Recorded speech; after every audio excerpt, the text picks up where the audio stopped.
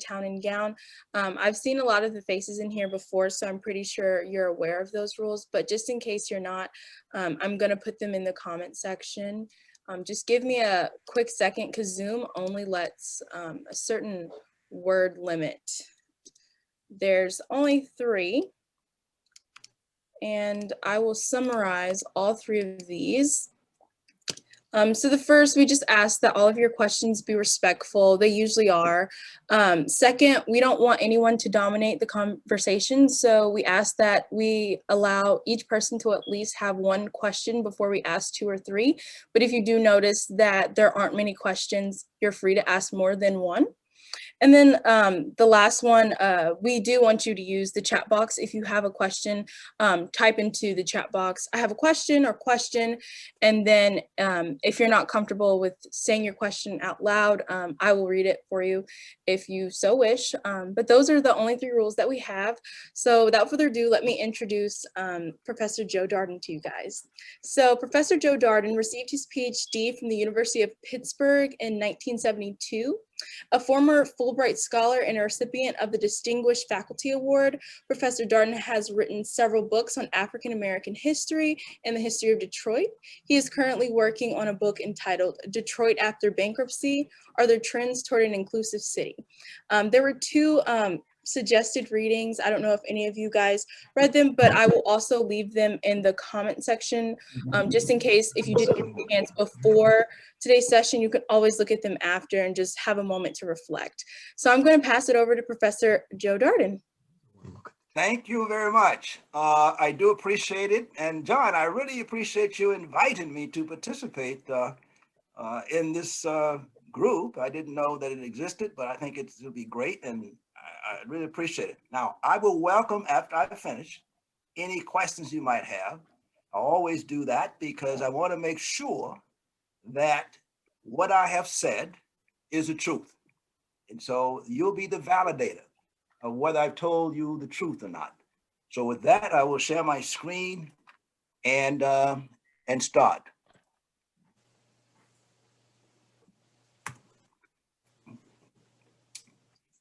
As you can see, the topic of my presentation today is structural racism and Black residential segregation by socioeconomic neighborhood characteristics, the case of metropolitan Detroit. Let me begin with the concept of structural racism.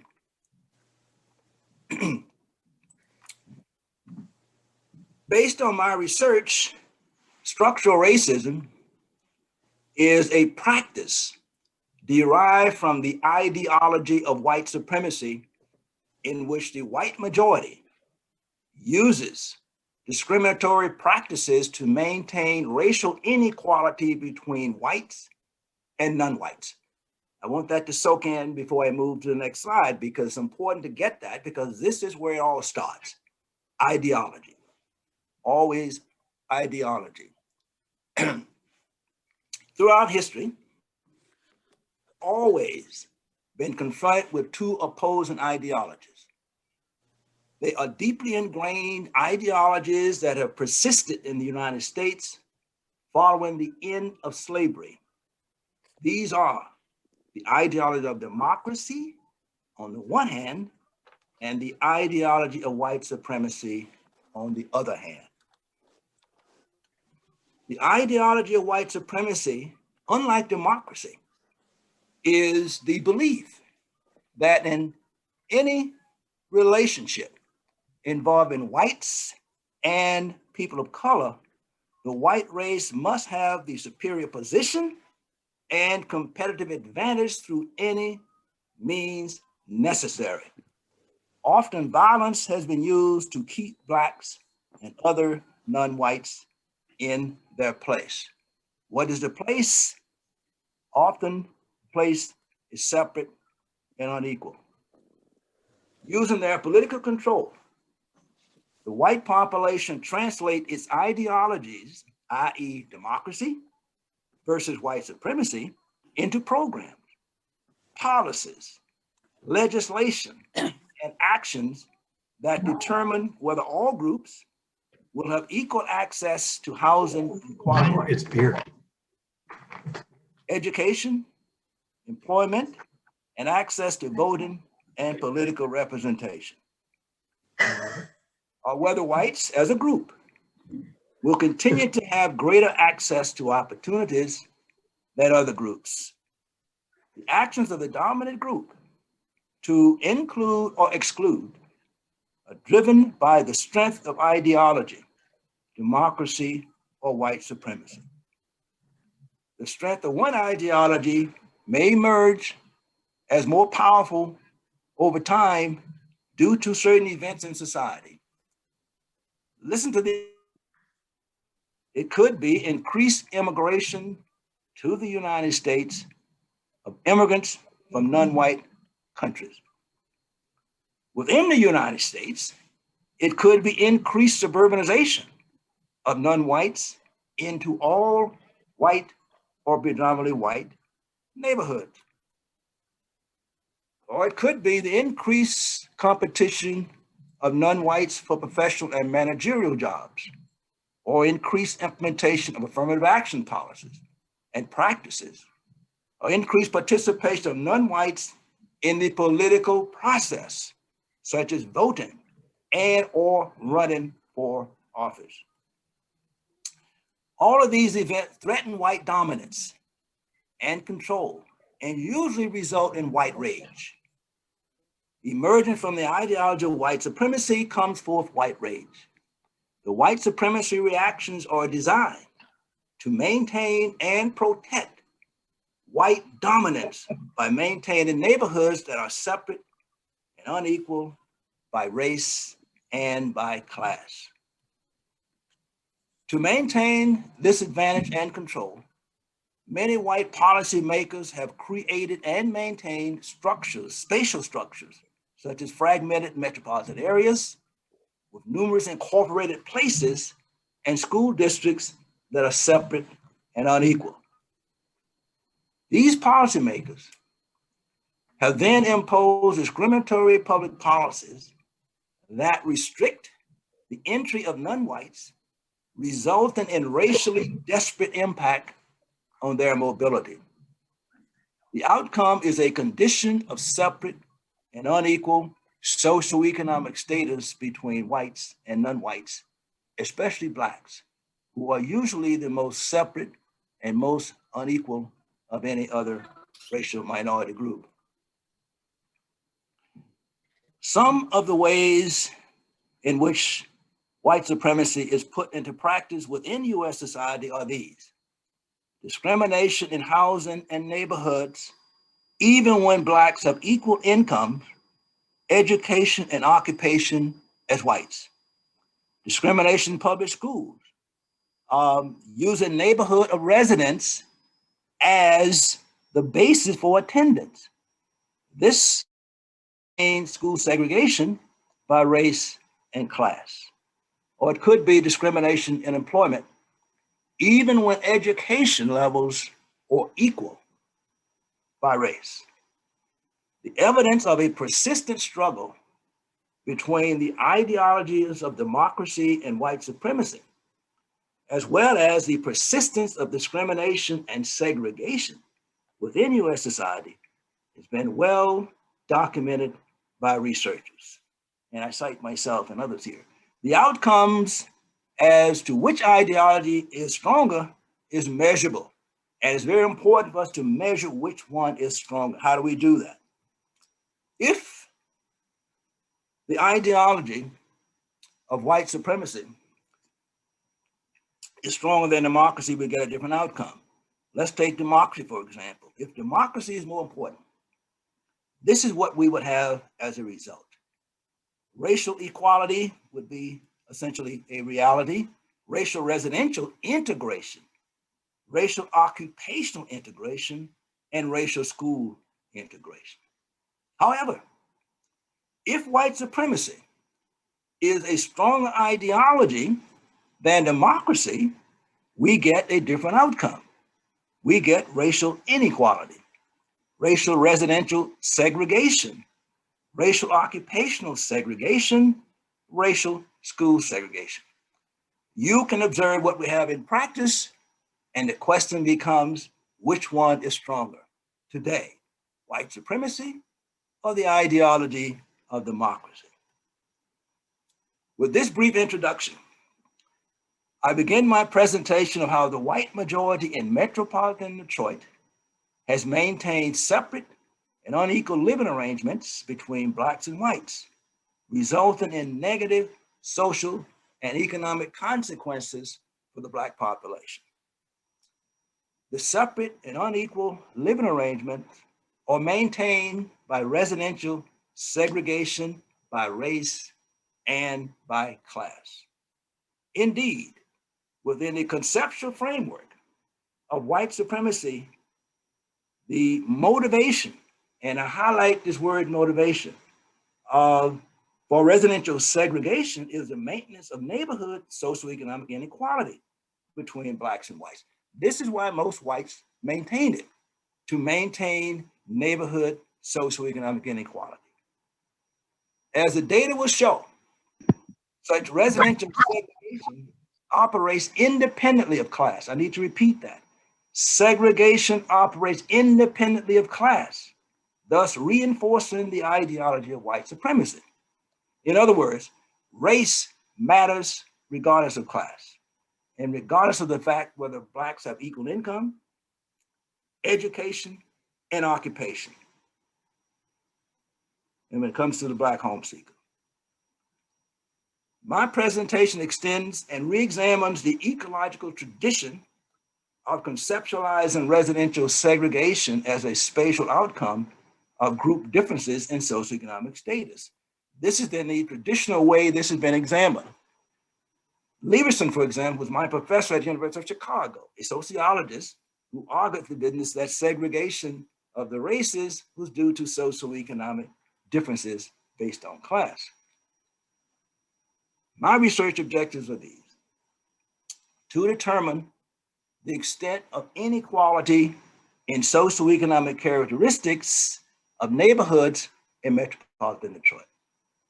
Second, to determine the extent to which blacks and whites reside in neighborhoods of similar socioeconomic characteristics.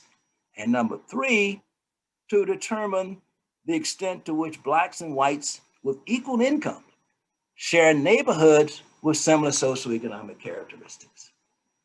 Those are my objectives. Let me just slow down a bit so you can get those and see if I've answered those as I move forward.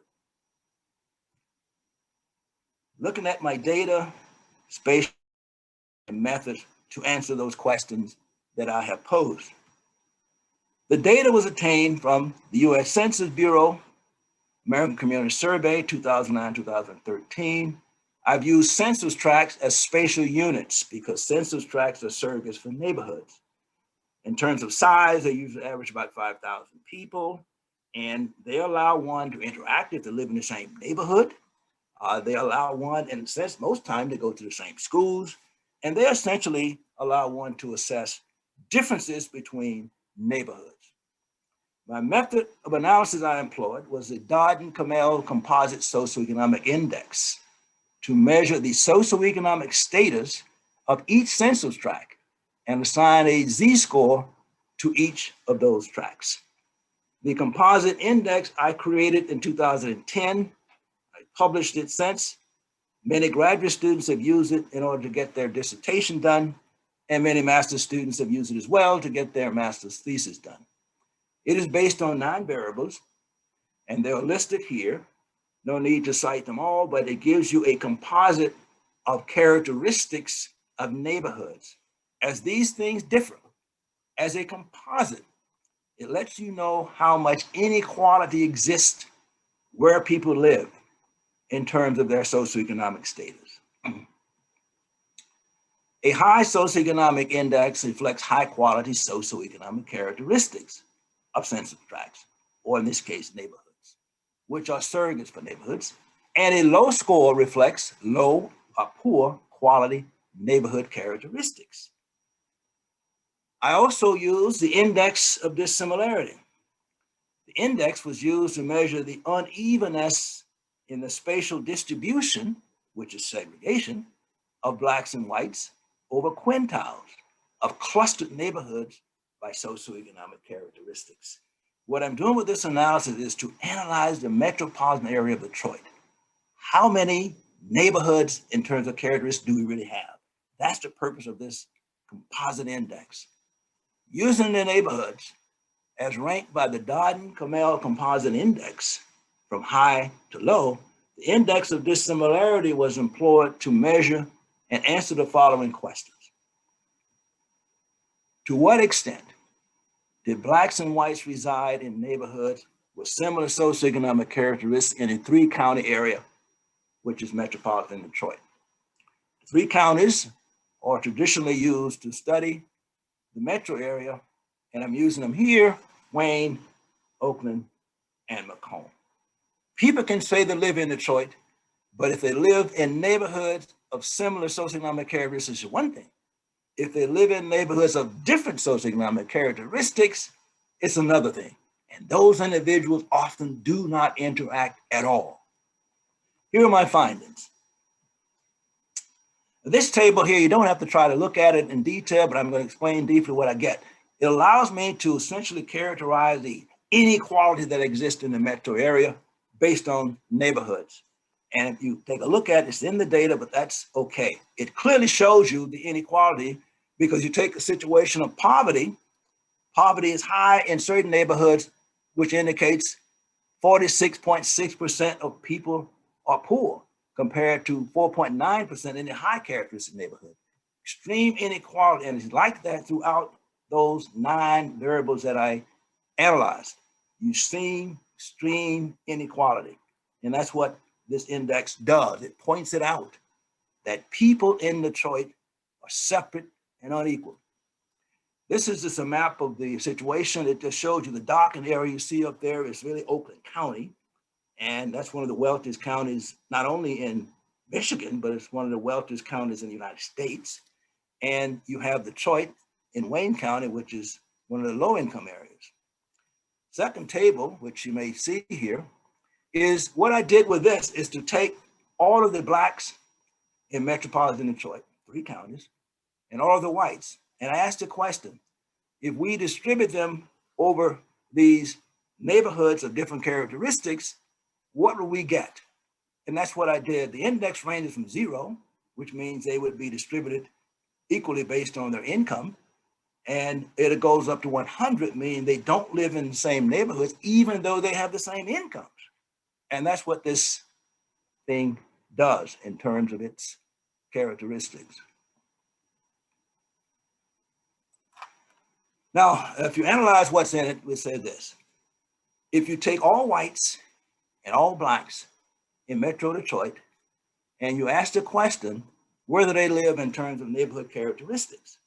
And what we find is that the percent of all metropolitan area whites living in low characteristic neighborhoods, only 3%. 3% of all whites in metropolitan Detroit live in low characteristic neighborhoods.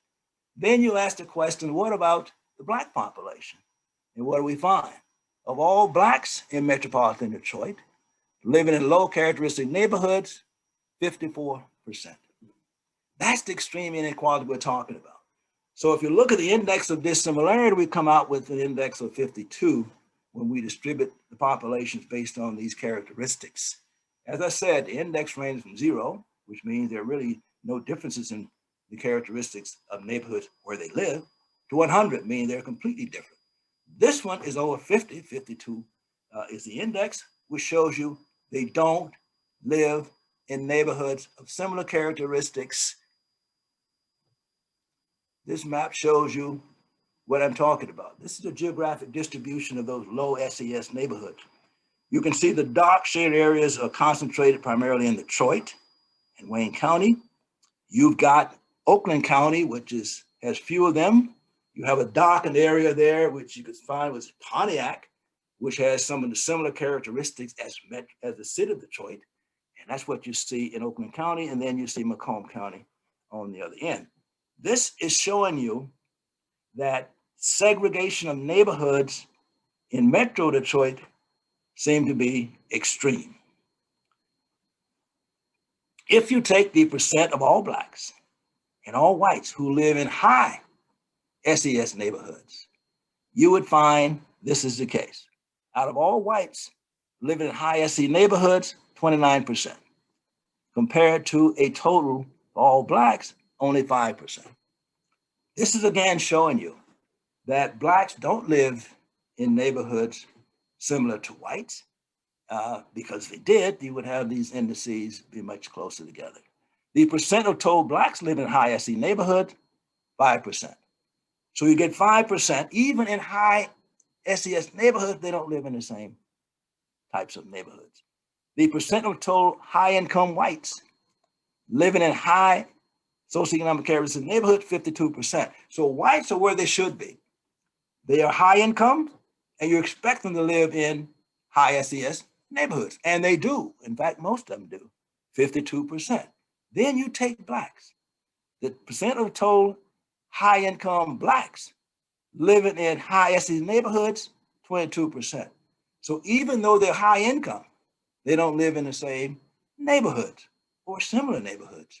The expectation would be if Blacks are high income, whites are high income, you expect them to live in neighborhoods that are also high in SES characteristics, but that is not the case. So the index of dissimilarity comes out to be 39, even though we're looking at people who are high income in terms of where they live.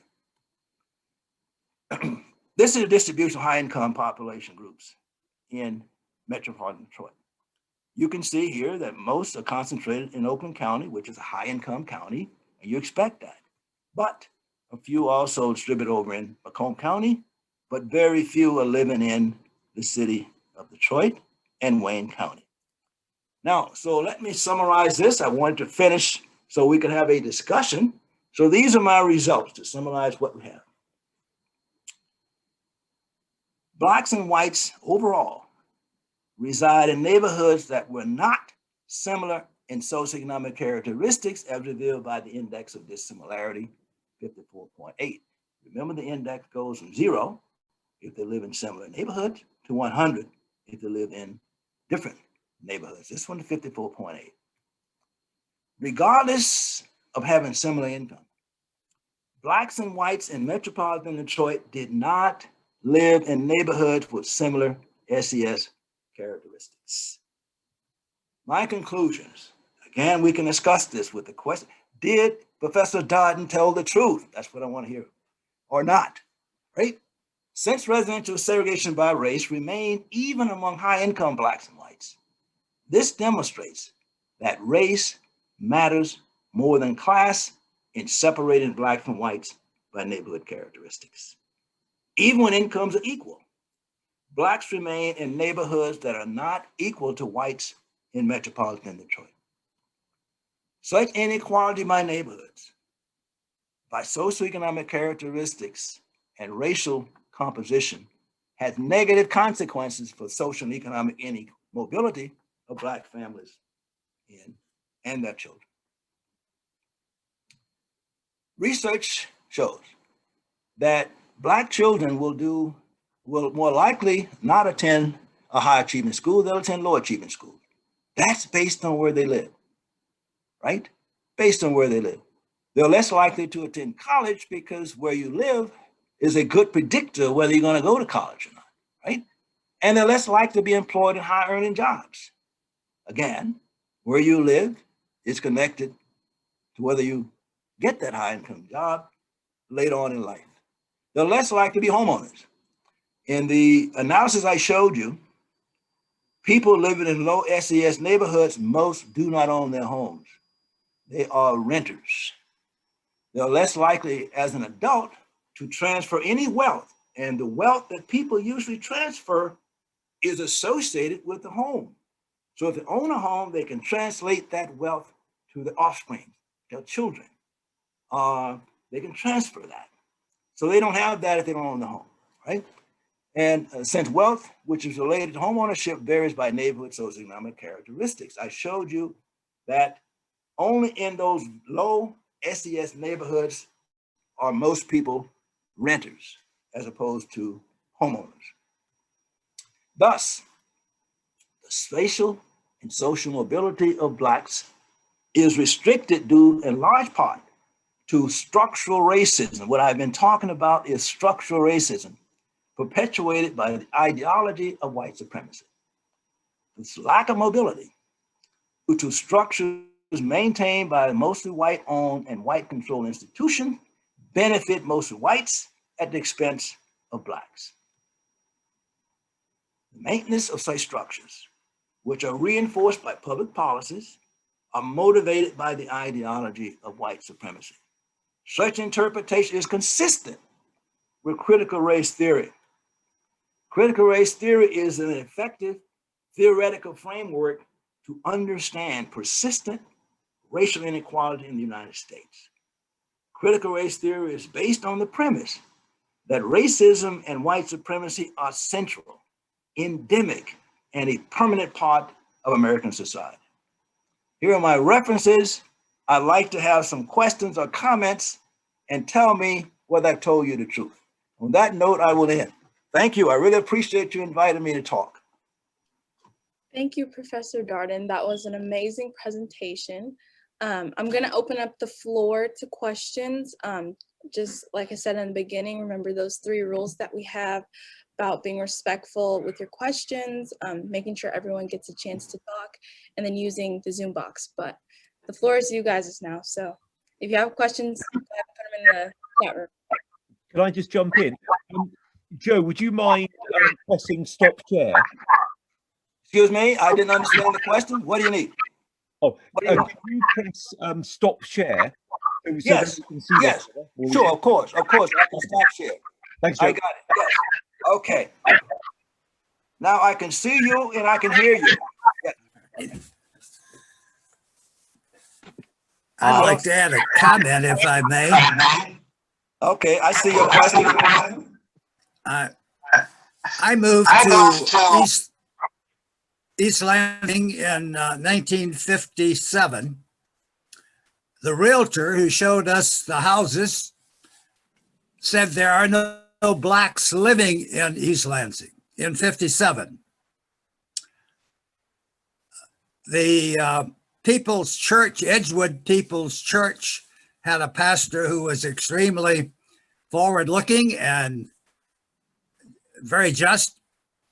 And I passed a petition around in my neighborhood, probably in, I would say, right around 60 or in the very early 60s, 1 or 2. And everybody signed an open housing petition that year, except 3. 2 of the developers of the neighborhood who built the homes and sold them, and 1 other person. But when you had rules of that kind that persisted, of course, we did not go back to that realtor, but you have things that certainly impinge on the policies that you're talking about. And once the open housing occurred in the early 60s, we had quite a change, quite a few Blacks that moved into our neighborhood and who had income certainly equal to the other people who lived in it. Are you finished? I will speak when you finish. I'm all through, yeah.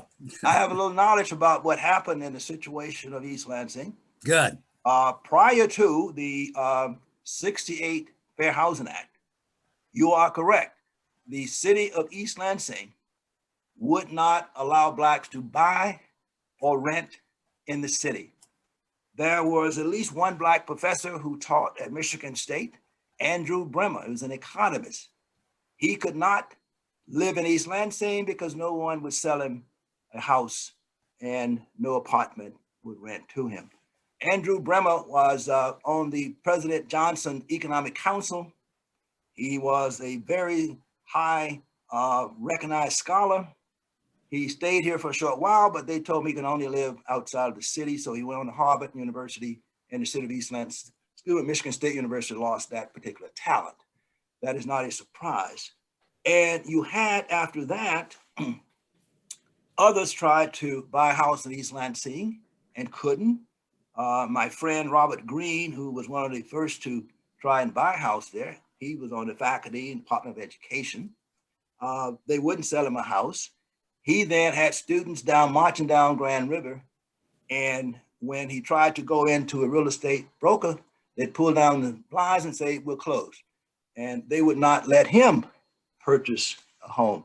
But demonstrations occurred. What happened, since he was on the faculty, he then talked to the president of Michigan State University, John Hanna, who later became the chairperson of the U.S. Civil Rights Commission.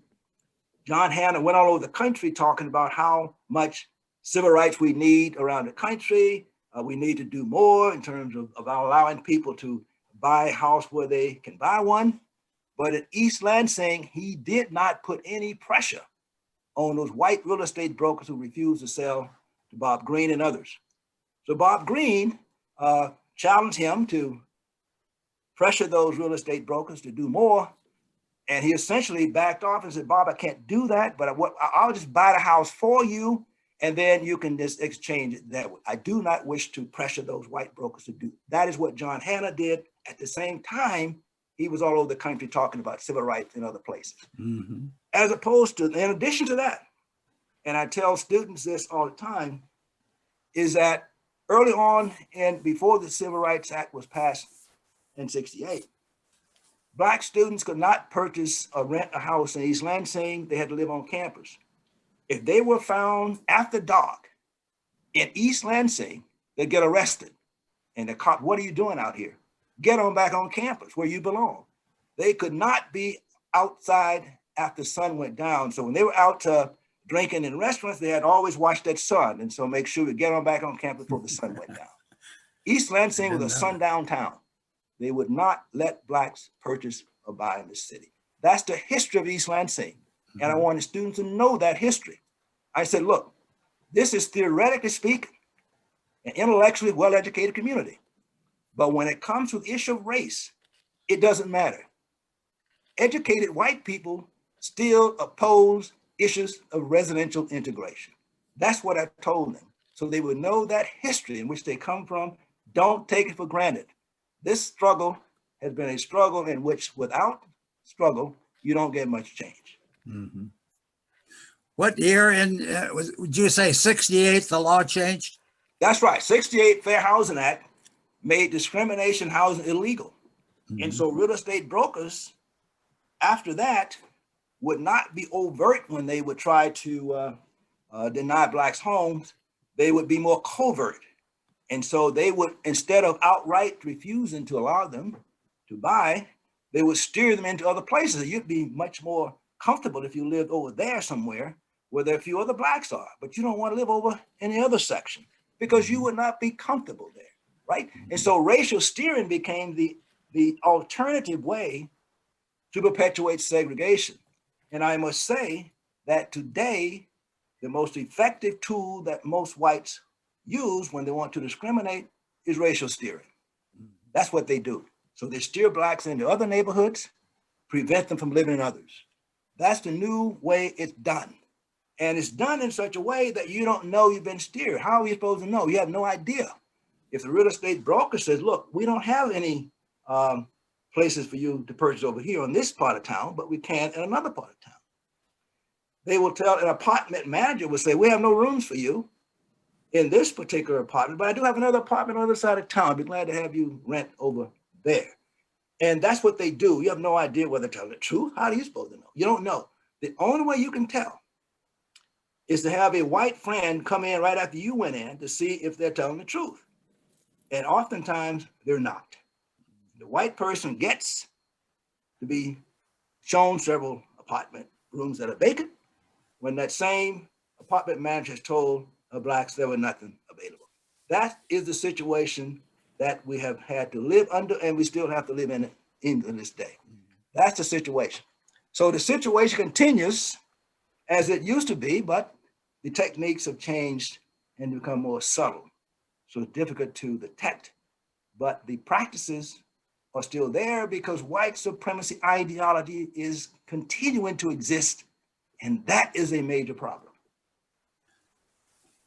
Thanks. It would be interesting to see some maps like you have of Oakland, Wayne, and the Cone counties of Lansing and East Lansing now. Well, it could be done. I don't focus on East Lansing as much now because, again, it's smaller and it doesn't have the exact same problems that we were facing years ago back in the 60s. And so I don't focus on it as much. I focus on the bigger areas where Blacks are trying to find homes, like metropolitan areas, Detroit, and other metro areas where a large segment of the Black and Hispanic population live, and that's what I've been doing. However, if I were to do this composite index for Ingham County, I will assure you will get a similar kind of result, where Blacks would be more concentrated in Lansing, which is where they had no problem with the economist Andrew Bremer living, but they did not want Andrew Bremer to live in East Lansing. So in a sense, you're going to find a distribution that is still one in which Blacks are disproportionately concentrated in low socioeconomic characteristic neighborhoods, even though they themselves could afford to live somewhere else. That is the situation. Thank you, John, for your question. We have several questions in the chat. Diana asked, let's see. Where did it go? I'm sorry. Southwest Detroit has a large Latino population. Where does the income for them rank?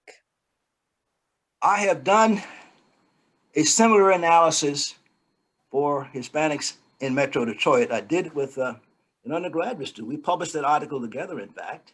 A Mexican-American graduate student. I was his advisor back here a couple of years ago. We published a piece on Hispanics in metropolitan Detroit compared to whites. We did a similar kind of analysis with socioeconomic characteristics. We did the Darden-Camel Composite Index, and it came out in a similar way, but not as severe. The inequality between Hispanics and whites is not quite as severe as the inequality between Blacks and whites.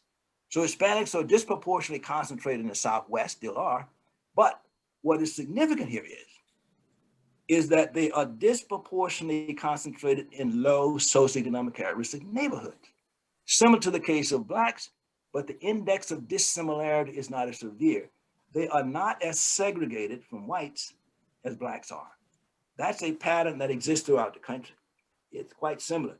See, when I start talking about segregation between the races, I'm more concerned about the socioeconomic inequality of the neighborhoods where they live, as opposed to the fact that they don't live in the same neighborhoods based on race. What are the consequences of not living in the same neighborhoods? What happens is Blacks experience a very severe consequence because the neighborhoods where Blacks can and do live are unequal in terms of characteristics. That is the problem. And that's what I focus on, is what is that gap between the socioeconomic characteristics of these population groups. And I will assure you, place after place, you will not find equality. They leave a voicemail message. Won't find it. That's the problem. That's the problem.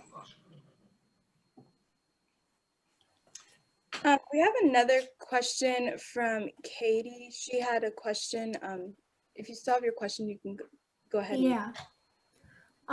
So I'm in the scholars program. Yes. So hi. I had a question and you sort of answered it already, but I live in the Chicago suburbs, in the North Shore, which is a really wealthy area. And it was based off of the movie Mean Girls. Our high school is sort of based off of that stereotype, which is great for us. But it's a high socioeconomic neighborhood with majority of white people. And we have some Asian people, but in my graduating class, I think we had 2 Black students and only a handful of Latino students in my entire school. And so I guess so that you kind of answered it, but I just wanted to know how like the neighborhoods deter, I guess, non-whites from moving to their neighborhoods today. Well, because I guess I don't know if it's like, because we have a lot of houses and there aren't a lot of places to rent. So is that like the realtor's job, or is it sort of like the city? It's real estate brokers, apartment managers, builders, and mortgage lenders have always been gatekeepers. They keep the gate to decide who gets into what kinds of neighborhoods. They've always done that. They still do. They will decide whether Blacks will get into those neighborhoods, Latinx will get into those neighborhoods, or whites and Asians will. They control that. How do they do it? The real estate brokers will discriminate, as I said before, through racial steering. And they steer Blacks away from there and Latinx. Keep in mind, when a person tries to buy a piece of property, they try to be a piece of property because one, they prefer to live there, and number two, they can afford to. And that is the determinant. And so when they don't get in, it's because there's a barrier put there to keep them out. And that barrier exists by those who control the housing industry. And they are the people I mentioned: real estate brokers, apartment managers, they're white most of the time, lenders, and builders. They're the ones who keep them out. They decide who gets in. And they've done that consistently, and they continue to do that today. They're the determinant. Now, what happens is that they're controlling it because they control the industry, but they get passive okay from the majority of whites who prefer to keep that neighborhood separate and unequal. That is why they continue to do it. And so they are satisfied, and the consequences happen in the case of Blacks. The real estate brokers can do that, and they do it. The apartment managers do it, as I told you, they still do it. The mortgage lenders, and I've just got through examining the most recent data on mortgage lending, they still deny Black home seekers loans, even though everything is equal. Credit, income, education, occupation, everything is equal but race. And they will decide to deny the mortgage to the person who wants to purchase a piece of property in the all-white or mostly white neighborhood. They continue to do that today. And so that's the problem. And again, they get support from those white homeowners who prefer to keep it that way. So we know it goes on. The data is very clear. And it goes on because, again, they get the nod from most white homeowners, say that that's the way I want it, and that's the way I plan to keep it. Now, until that changes, until we get more whites who become what I call free whites, this will continue. What is a free white in my research? And I've researched it. A free white is a person who has completely eliminated that mental situation of white supremacy and become free to interact with people based on the democratic philosophy and ideology that all people should be created equal, and I'm going to do my best to make sure that happens. That's a free white. We don't have enough free whites to deal with this. I've known free whites, and they are active in making sure that they operate and practice in the ideology of democracy as opposed to white supremacy. They're still in the minority. They're very small. In most of my research, I said average about 10% of them. And until they increase in numbers and percentage, this problem will not go away. It will continue to be as it is. And I think we all lose as a result of that. And I've had people ask me, Joe, how can I become a free white? And I've given them advice how they can do that. They got to work at it. But it's possible to do, because I know many who are free whites. Thank you for your answer. Okay. So the next question is Bennett. Does critical race theory attribute to racial prejudice to all white Americans, regardless of the subjectivity attitude of each individual? Critical race theory focuses primarily on the racist structures that exist in the United States to perpetuate inequality. Now, individuals can essentially support that kind of structure or they can oppose it, but it essentially says in the core of it all is all race. Everything is related to race. And it goes right back to that. And that's what critical race theory does. So in a sense, it talks about those racist structures that perpetuate inequality, right? And so when you get, for example, a very simple one, we have school systems, school districts in the United States, right? Those school districts are designed to perpetuate inequality by race and class. They don't have to be that way, but they are. And so they say, you will go to a school based on where you live. And the tax dollars will be related to that. Inherently, our school structure perpetuates inequality in terms of equal access. A poor kid can see a school that's only 2 blocks away, but if the kid is not in that particular district, they can't go to that school. That's the kind of structure you're talking about that perpetuates inequality. And so in a sense, the state government of Michigan knows there's inequality by race and class, knows it could be changed, but they don't do anything to do it. That's the kind of thing we're talking about. And they don't do it because, again, race goes to the core of it. Most people in the state of Michigan are white. The power exists with most whites, and most whites don't want it. Most whites prefer to have the situation like the student up there, Kate. They want to keep it that way. That's the situation with most whites. And they do it with these structures.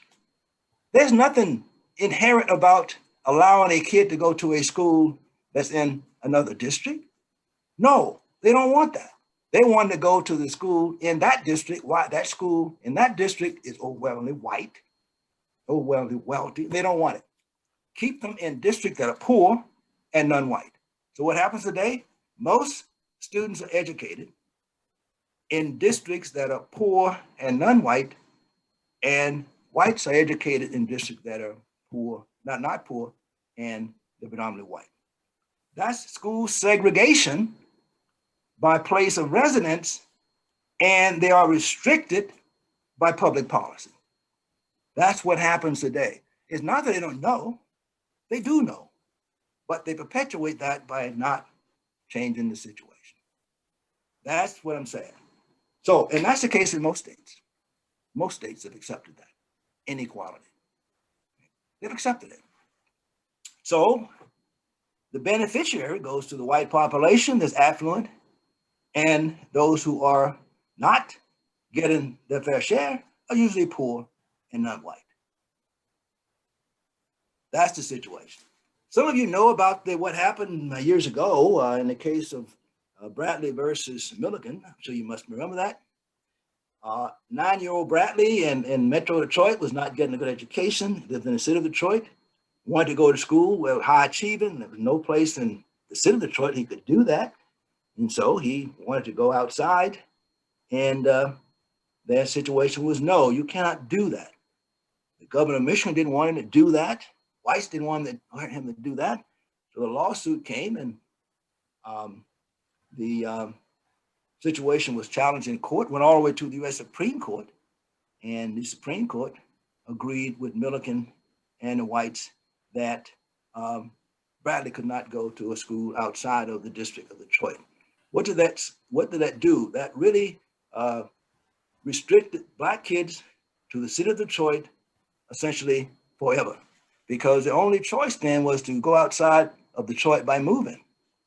I'm a firm believer in moving to opportunity, and parents can move outside the district to get a better education, but they would not get it as long as they stayed there. And that's the situation today. A choice has been made. Either do I stay here, knowing that I'm not going to get an equal education, or do I move? When they try to move, the barriers preventing them from moving, because you got real estate brokers to deal with, apartment managers, mortgage lending institutions. You have to struggle to overcome those barriers if you want to. But if you stay, I will guarantee you, your education will never be equal. Guaranteed. You will not get an equal education. It hasn't happened in history, and it won't happen in time in the future. That's my take on it. I do believe in examining a situation in terms of prospects. Has it ever happened in history that separate also gave you equal? Hasn't happened. So what alternative does a family have? one or the other. I can stay and let my kid get an education unequal, or I can try to overcome those barriers and move. Some parents in Metro Detroit have taken the alternative and they moved outside the city to get a better education. They got it. I went back to interview them and they said, Professor Darden, what took me so long? I said, I don't know, but they're happy where they are. Now, there still is no panacea, but they're essentially getting better education. They had to overcome it. Discrimination exists and all that kind of stuff, but they had to sacrifice that to get their kid into a school with a better education. Everybody knows it, but to act on it, they have to overcome those who still believe in the ideology of white supremacy over the ideology of democracy. That's what they have to deal with. And the question is whether they're willing to do that or not. They're not willing to do it in many cases. That is my hope for America. I'm not sure that this will be changed anytime in the near future. I know what should change, but making it happen is more difficult. Okay, thank you. Maxine, you're next. There's a few questions still in the chat room. We're gonna get to everybody. Okay, thank you, Dr. Long time no see. Like to see you. Well, how you doing? My goodness, how are you? I'm doing wonderful. I missed the first part of your lecture, but I know what you said because I've lived it. Born and raised in Norfolk, Virginia, Jim Crow South. I know what you said. There's a saying that says, the more things change, the more they stay the same. Yeah. And I think that's what's happening today. When my husband and I first moved from Detroit to Lansing, our friends were saying, move to Okemos, move to East Lansing, move to Okemos, move to East Lansing. But my husband, Dr. Eugene Kane, says, no, I want to live in a place where I can get my hair cut. So we chose to live in Lansing, and we have no regrets about it. We wanted to be in a diverse population, and so that's what we did. But my comment is that because of stuff that's happening today, I'm disappointed, I'm hurt, I'm sad, I'm frightened, and I'm frightened because I don't know who's who. I was in FedEx today. I was in the post office today, and I was passing people. I'm saying, is this a member of the KKK? Is this a member? Is this a person who hates me because of the color of my skin? So I want those on the chat here to walk in my shoes. As Black people, we don't know who is who, and it's evident in what's happening now in America. And to have so many people deny what is the truth is disturbing. I've lived for 74 years, and I have never lived a life, a time when I have not had to deal with people not liking me because of the color of my skin. And so my question to white people a lot is, where is the genesis of that hate? Where does it come from? And I think you said it, Doctor. You said that you have to love yourself, number one, and you have to be secure. So we had some challenging times in here. So I want to express that to you, but thank you for your comments. I appreciate them. Okay, well, I appreciate your comments. Let me just sort of say something about what you said. Actually, my assessment of history means that Blacks have always had to figure out whites who were part of the democracy ideology compared to white supremacy. You had to do it to survive, or you had to do it to make sure you're not harmed. We had to figure that out. Some whites want a free, other whites believe in democracy, and there are whites who believe in white supremacy. There's no banner that says I'm a white supremacist. It's not there. So you figure it out. You have to observe behavior. You have to test them in certain ways to figure that one out. And that's unfortunate. I would prefer to know who's there so I can avoid them if I can, but it's not there. So you have to figure it out. And I think we've done that, not always successfully, but that has been our challenge. We've had to do that. And so we still have to do it now even more. But we're also getting some whites coming out with no problem exposing themselves as a white supremacist. And so that gives us an advantage in a way, because we know now who to avoid, and to make sure that we don't expose ourselves to be harmed by these individuals. But we still have to, in a sense, interact with whites regardless, because that's the way the situation is, and that's okay. It's just that we have to make sure that we don't lose out on the situation of determining who's okay and who's not. And that's unfortunate, but we have to do that, and we'll continue to have to do it. That's the problem. Now, what's interesting to me is that I've been continuously measuring the situation by asking the question, which ideology is more powerful, white supremacy or democracy? I've asked that question to my students in class. Very few will say democracy is more powerful than white supremacy. These are students who said that. Very few, because they see the evidence, and the evidence is clear. White supremacy is strong, it's dominant, and is increasing in terms of strength.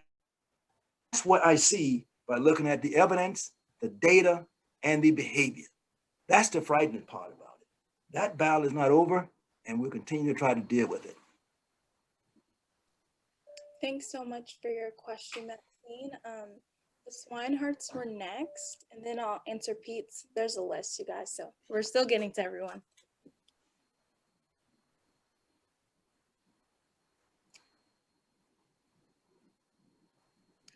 You were on mute, Miss Swinehart. She can't hear, I can't hear, she can't hear. All right. Okay, here you So are. Dr. Darden, You'll have to start over because I didn't get your first part of the question. Okay, so you speak of free whites as people who don't feel that they are supreme or have a right to be. I have heard over the years since we lived in East Lansing that a white member of the city council was instrumental in breaking down that restriction against people of color living in the city. Her name was Mary Sharp, and I'm wondering if you've had any exposure to that story and how one individual being willing to step up and step out made a difference. Yeah, I have. I know her very well. I have known her for years, and yeah, she has that kind of courage to do that. As I said before, people I admire the most are free whites, and I like to give them credit where credit is due. I've been in conferences, for example, professional meetings, and we're talking about issues like this. And whenever there's a person in that same meeting with me, I want them to be recognized. And I say, stand up. I got a good friend named John Fraser. John Fraser, free white. Everybody turn around and look, who is this John Fraser? Who is this John Fraser? He's a free white. I say, here he is right here. And he is a free white. Now, free white mean they not only just don't believe in an ideology, but they work aggressively to bring about racial equality. And they are great allies. And so we don't want to criticize, I don't criticize them. And I want to make sure they get credit for what they do. So anybody who's involved in this stuff and who is a free white, I want them recognized, because I want other whites to know that they too can become a free white. And we need more free whites to handle the situation because they understand it. They know others who could be changed if they just give them more information how it's done. And I welcome more of them all the time. And so any free white, I always say yes. We need you and would like to make sure that your work continues. So that's what I do. And yeah, I do know her, and there are others in other places. I know free whites over in Grand Rapids. I mean, in Detroit or wherever, they are there. It's just that the numbers are so small. We need to have them increase. That's the issue. Might you have a handbook for those of us who might aspire to that status? Well, I haven't, I said, I published on this. I know what they have to do. In fact, you see, the stuff I've mentioned already, the challenge is opposing those who believe in white supremacy. If you got friends who are white supremacists, then you have to deal with that. And some people have those kind of friends. The question is, what do you do about it? And if you interact with people who are white supremacists, what do you do about it? That's the question. You don't yield to what they are trying to do. You have to challenge it. And that's the challenge you have. In fact, if nothing else, that is a challenge you have. You may not personally, but you as a group have to work with. And that's the only way to change society as a whole. And without that, it won't happen. But this business of what can I do is, from my presentation, I've said, you have to oppose the ideology of white supremacy and those who advocate it. That's what you can do. Thank you for your question. Professor Darden, Pete has a quick question that he'd like me to read. Were the Sundown laws actually codified as a city ordinance or just really enforced by the police? It was not at that time by city ordinance. The police would do it because it was expected in practice to do that. And so they would do it. And the students who went to the university here knew that. And so they would make sure, and they were told during orientation or whatever, you better get on back to the dorms when the sun goes down because you'll be arrested. And so they knew that, and they had to be taught that during orientation. That's what they had to do. And so they learned to do that. That did not change until after the Fair Housing Act was passed in '68, where the city of East Lansing had these brokers, and police stopped doing it after that, really, because they would be challenged in the sense of based on the Fair Housing Act. So they stopped. But prior to that, that was the expected trend. You had to live on campus or you'd be arrested. There were many sundown towns around the United States. This is not the only sundown town, East Lansing. There are many others. And they always had that name of getting out of town when the sun goes down. They're all over the country had sundown towns. Thank you. I hope that answers your question, Pete. Gary Smith had a question in the chat that they'd like me to read. She wonders, has the Federal Reinvestment Act, which significantly influences how bank loans money in low socioeconomic neighborhoods, made any influence on home ownership? It has not been effective in practice. I know that because I've examined the most recent data on applicants for home ownership in metropolitan Detroit, which is part of the book that I'm trying to finish, but it's like that all over the country in essence. Blacks are still getting turned down, even in those places where they shouldn't be, in practice. And that still goes on. It has not stopped, has not changed. There are exceptions. You find in some cases Blacks get through that barrier, but oftentimes it is not based on what it should be. That is, a white with the same credit rating, same income, same occupation can get a mortgage. A Black person cannot, or a Hispanic person cannot. I've looked at both groups and they get turned down. So by getting them turned down, the home ownership rate is lower than that of whites because you need that mortgage to purchase a home.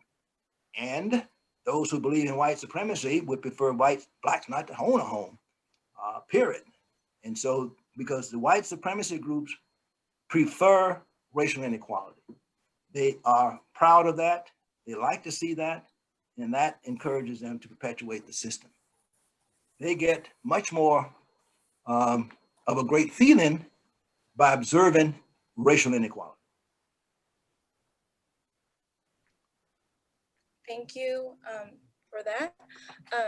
David, he mentions the book called The Color of Law, which documents the long history of federal government policies leading to housing segregation.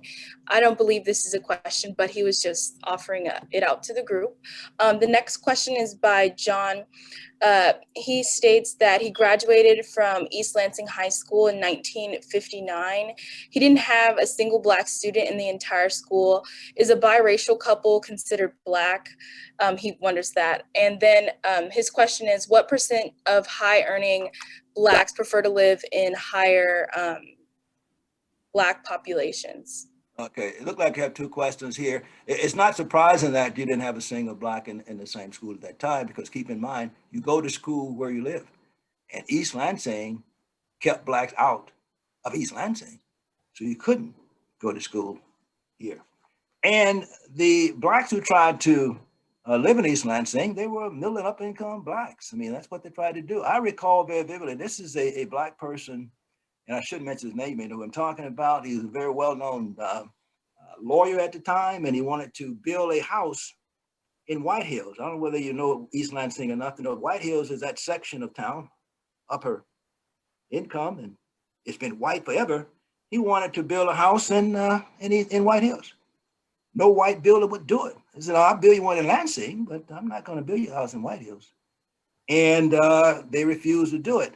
And so he eventually, after the Fair Housing Act 68, he filed a lawsuit. He did get in. He lived in White Hills. One of the few blacks to live there. He eventually moved out of East Lansing over to Grand Rapids, became a federal judge. And that was his history, but I remember him very well. And he would talk about this kind of thing. A status that he had, well-to-do lawyer, but the builder said, I'm not going to build it there. You notice the builder didn't say, I wouldn't build your house at all. I'm just not going to build it there. That's how white supremacy operates. It always wants the black person to live in a place that's separate and unequal. And that's what he wanted to do. The second question was whether a biracial person is black. In our system of color classification, there's a so-called one-drop rule in which if you have one drop, and these are the white supremacists who designed this, one drop of African blood, you are considered black. And so the biracial person, in most cases, in this country, is considered black. And the person has to decide themselves if they want to, if I'm black or not, but that's the one drop rule. Now, the one drop rule is important because it has a very long history. The one drop rule goes back to the case of Plessy versus Ferguson. This is when the separate but equal thing was essentially accepted by the US Supreme Court with Plessy versus Ferguson.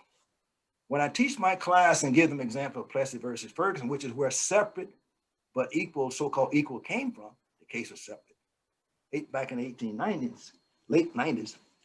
Plessy, and I tell students, I said, look, Plessy, essentially, talking to a white student, looked just like you. And in terms of observation, that was the case. I mean, just like the white students, Plessy was just like you. But the people he had to interact with knew that his background would be considered biracial. And so they excluded Plessy from the front of the streetcar and said, go back in the back because you are not white. And he challenged that in Louisiana and he lost the case. And so after that, the US Supreme Court said separate but equal is okay, as opposed to equality among the races. So each state government created by law segregation of the races in every aspect of life, including cemeteries. Blacks and whites could not be buried in the same cemeteries. And so that's what Plessy versus Ferguson did. Segregation of every aspect of life. That lasted until the 1964 Civil Rights Act. Right? Separate and unequal everywhere throughout the South, which is what happened. So to answer that question more explicitly, in the United States and the one drop rule, that person, even though biracial, would be considered black.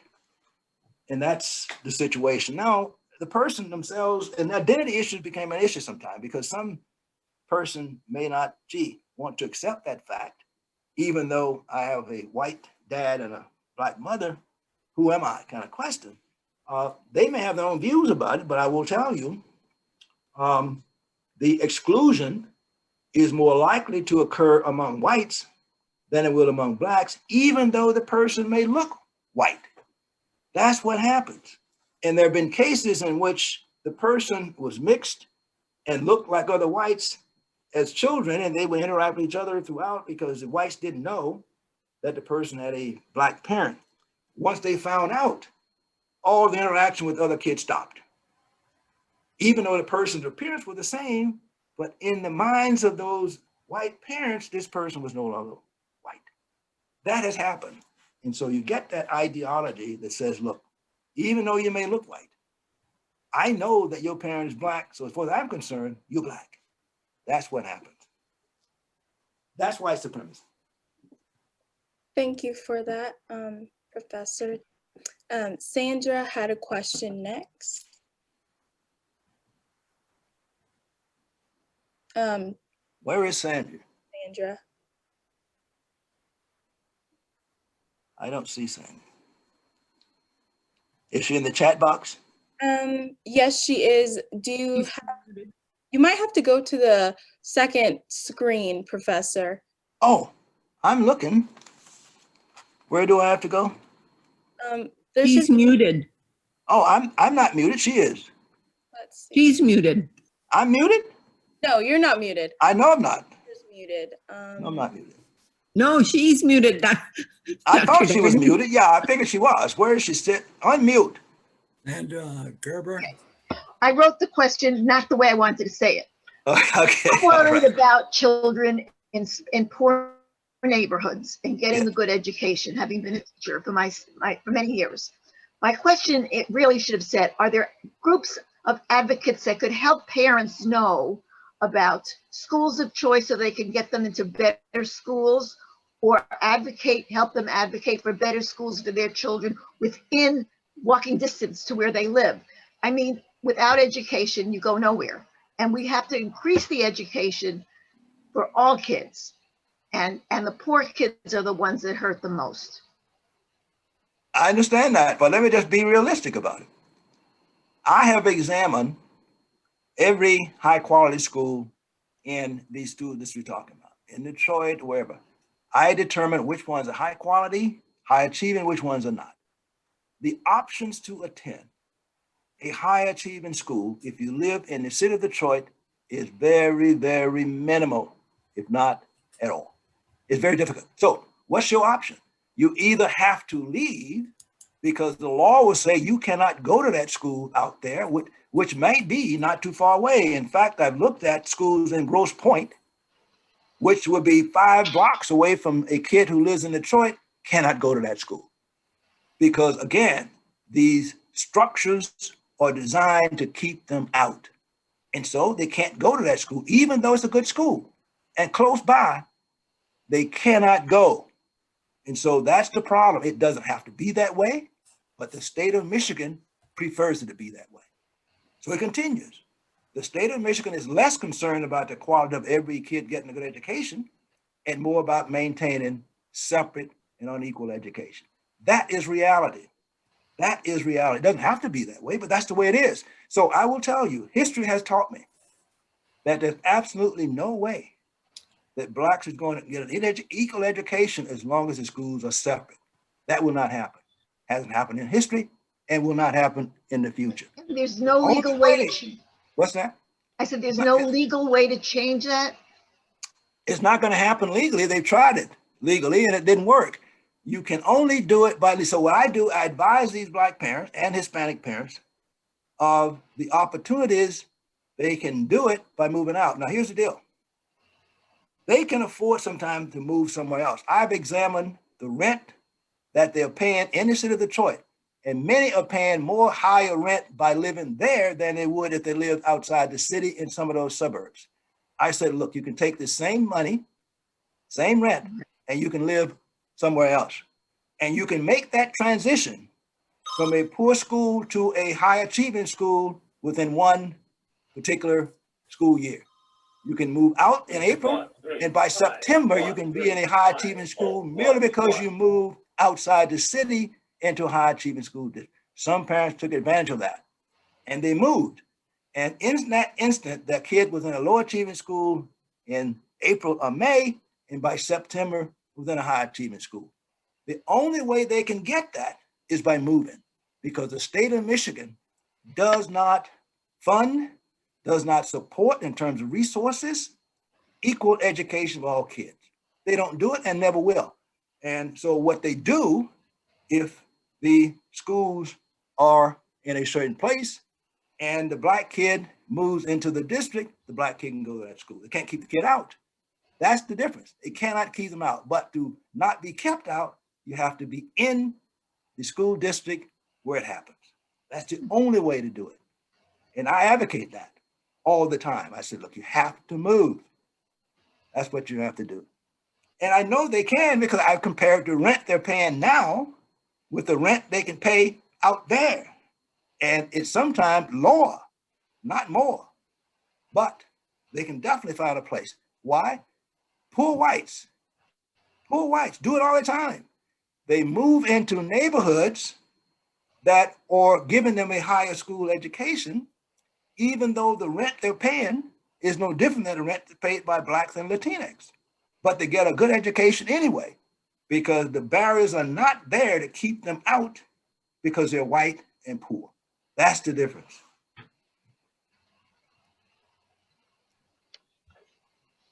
Thank you. Is there any more questions? If not, I would like to ask a question if possible, but if you guys have questions, you are first. Let me go to the second page. I think we might be running out of time. I think we have like 6 minutes left. I have a quick question. Go ahead, Diana. Or I don't know if it's a question or a point. If we're doing things like telling people to move out of Detroit, what's going to happen to the kids that remain in Detroit? So we're pretty much like decimating the school numbers there. So schools are either closing or going to charter schools. Is that right? And then the other thing is, don't people live in Detroit where they're charged the highest rate of insurance, any place in the state, for Yes. car insurance? If they don't have a car to go back to work, I mean, how does that even out economically? Diana, how are you doing? It's been a while. How are you doing? I'm fine. Very Thank good. And I like that question. I had this question from every student every time I present this. Some student in the class will ask that question, I will tell you. Now, the deal is this. No one, and I never try to force them where to live. I present them with alternatives. I said, look, here's your advantage if you do this. Move, you get these amenities. You get better recreation facilities. You get better access to jobs because there are more jobs there. You get a better school. And here's what it's going to cost you, right? And they decide whether they want to do it or not. And this is how quick you can get a remedy. You don't have to wait, for several months. You can do it within one school year. You can do it, right? I give them that. And they say, well, no, I want to stay. If you want to stay, fine. Here are your alternatives if you stay. And I know exactly the high achieving schools in Detroit and those that are low achieving. So they do not have much of an advantage if they stay. That's the problem. Now, if they did, I wouldn't be telling them that. I'd say, look, here are the options. There are 3 schools in which your kid can go to get a good education. Here they are. And there aren't that many. I live way across town. Well, you're not there. So you have to move anyway sometime to get to the attendance area where those good schools are. There aren't that many. That's the problem. They make the choice. I never do, but I want them to have the knowledge of what it is, because many of them assume they cannot afford it. And I say, look, how much rent are you paying per month? Once I know that, I then look at the places outside of the city that they could pay that same rent. And then I say, here's what you get for that rent. Because when you rent an apartment, you don't just rent the structure, you rent the whole neighborhood. That's what you're renting. The neighborhood offers all kinds of advantages in the public arena that you get merely because you live there. That's the advantage they have. And so they have to decide what they want to do. Some parents take advantage of it. Some want to stay, and they do, but I don't force them. But I do want them to have the knowledge of what they can do. And that's what I do. And some take advantage, I said, and some don't. And I go back a few years later and say, what happened? How's your life now? I have not had a single one that says I should have stayed. What they say to me, as I said before, what took me so long? Well, you didn't know. That's what I say. You didn't know. Now that you know, you've done better. That's what I say to them. So keep in mind, Diane, I'm not forcing them to do anything, but I do want them to have the knowledge, because there are some mythologies out there, myth that they cannot afford to live anywhere else. which is not true because they pay more by living in that city than they would somewhere else. And you mentioned one thing that they pay is auto insurance. The other factors is what? Taxes, for example, are much higher. So, and the services are much lower. So they don't get as many advantages as you might think they get. In fact, they get very few advantages compared to what they could get if they took advantage of other opportunities elsewhere. That's what they get, but they need to know, and it's always welcome to give them the knowledge, the census analysis I do, tell them what the situations are. They have to make the choice. And some do, some don't. And that's okay. But I don't want them to be staying where they are out of ignorance and assume that that's the only place they can live. And don't assume that they're going to bring you a high achieving school if you stay. They're not going to do that. They are not going to do it. That's what I tell them. Okay. They're not going to bring it to Detroit. No, they're not. They're not going to do it. They're not going to give them a high achieving school. I will guarantee you they're not going to do it. I can agree with you there too. Because they're not going to do it. Don't wait on it. And they've been waiting for years.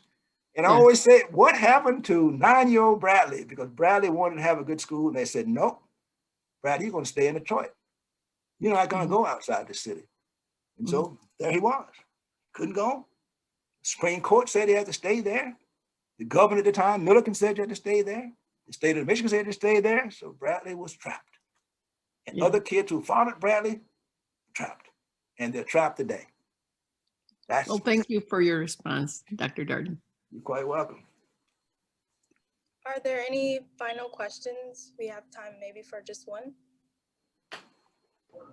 This is Maxine Kane again. One thing about the students in Detroit, although they are disadvantaged in many ways, there are a significant numbers of them who are able to rise above all of that, all of those challenges, and are doing great, great things. And we're so proud of those who are resilient enough to make it out regardless of the situation. I like that statement, but now, is it fair that those kids don't have to deal with that? I mean, think about it. Is it fair to them to have them go through that when that doesn't have to be the case? That's my point. I know, you're right. But they push through those weeds to get to where they need to be. I agree. Regardless. They become the exception to the rule. And I always say that a lot of these Blacks and Latinx make it in spite of the system, whereas most whites make it because of the system. That's the difference. That is the difference. Well said. Well said. Is there not a rate of change occurring though? And is it quickening, speeding up or not? Oh, there has been change in certain areas, sure. The area where change has been greatest has been in the political arena, in spite of the efforts to voter suppression and that kind of stuff, which has existed for forever. There's still been change in spite of it. There has been change. I'm not ever going to say there hasn't been change. There has been change. Yeah. In fact, looking at the data on discrimination in housing, the data showed that has been a slight decline. It's not as high as it was before, not as strong as it was before. It hasn't been on the decline over the years, but the decline is so slow. And the issue is such that discrimination and segregation remains very high. It's going to take a long time for it to reach a level of equality here. But sure, that's been changed, definitely. And as I said, if we can get more change in areas, we can. And some areas haven't changed that much. You take Detroit, and I'm going to leave this alone. I know I'm taking it longer than I should. But I'm looking at Detroit right now, as I said, after bankruptcy, to see whether they are becoming more equal in terms of the city itself. And I'm finding that in Detroit right now, and I'm not going to conclude yet because the book is not done, but the trends are showing that when it comes to ownership of the city of Detroit, and that means economic structures and things that economics itself, who owns the city? I've asked that question many times. Who owns Detroit? And if you start examining who owns it, it's an 80% Black city, but 10% of the white people own the place. That's the thing I'm talking about. That change has not come. It was that way before bankruptcy. And what I see is that way now, if not even greater, that it is not owned by the people who live there. That's a problem, but that's what I see. And so in a sense, I was hoping for a greater degree of representation among business owners and owners of the city itself to reflect the 80% Black population. I'm not finding that. And that's bothersome because you got a few whites who still own the place. That's the problem. So we had Henry Ford years ago. Now we got people who are taking over that same situation, still in the hands of a few. That's the problem. And so you have change and you don't have change. Professor Darden, can I ask a final question? I am a scholar, social science scholar. I studied gentrification in Chicago's South Side neighborhoods. And I was interested in your Darden-Kemmel composition socioeconomic index because I haven't heard of it before. But a lot of things that you use in your index, I look at through census data.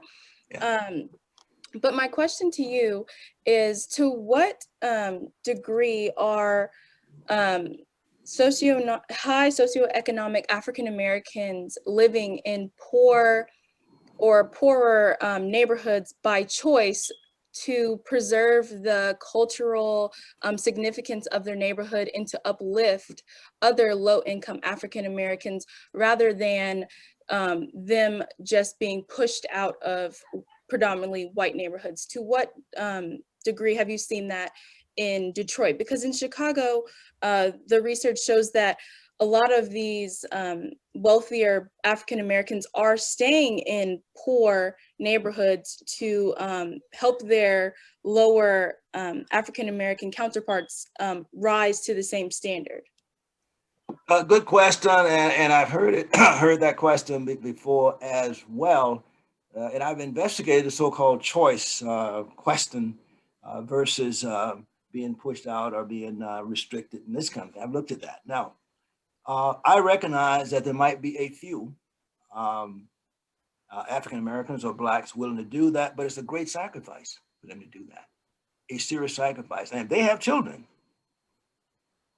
many of them will send their kids to a private school and still stay there, but they will not send them to a public school. They won't do it because they don't want to harm their children. And so that's the situation we're up against. Either I stay here, pay the money to send a kid to a private school, or I move and pay less to send my kid to a public school. That's the choice that they often will make. But the group that is moving outside into places that they can afford in a neighborhood that essentially is more of what they can afford and live, that is a much larger percentage than those few who might stay there. And oftentimes those few that stay there have some other kinds of motivation, like political motivation. If you run for office, you got to stay in the neighborhood where you're running. Some of them may be politicians who are doing that, or some may be in some other way benefiting from living in that place because it is a great sacrifice. And they might stay for that reason. Some even have two homes. One is there because they want to have business, and they have another one out in a place where they could be more comfortable. So yes, it's a good question. The percentage is small. I looked at it. The largest percentage would be in the case of trying to live in a place that you can afford, in a place that, you know, is relevant to your income status and your lifestyle. Most are motivated by that. And I will tell you again, if they have these young kids, they do not sacrifice their kids. That's one thing they don't do. And I mean, going to a private school. I have a problem with that. I really do, in the sense that they may be living there, but send their kid to a private school. They're not helping the school, the public school. They're not helping at all when they send to a private school. I mean, essentially, they're taking away that option of the kid living there. Also, if the kid is a wealthy, middle-class African-American kid, and they're going to the same school as these kids who are low income, that's very helpful, but often they won't do that. That's going too far with the sacrifice. Remember, President Obama didn't send his kid to a public school in Washington, D.C. He didn't do that. He did not do it.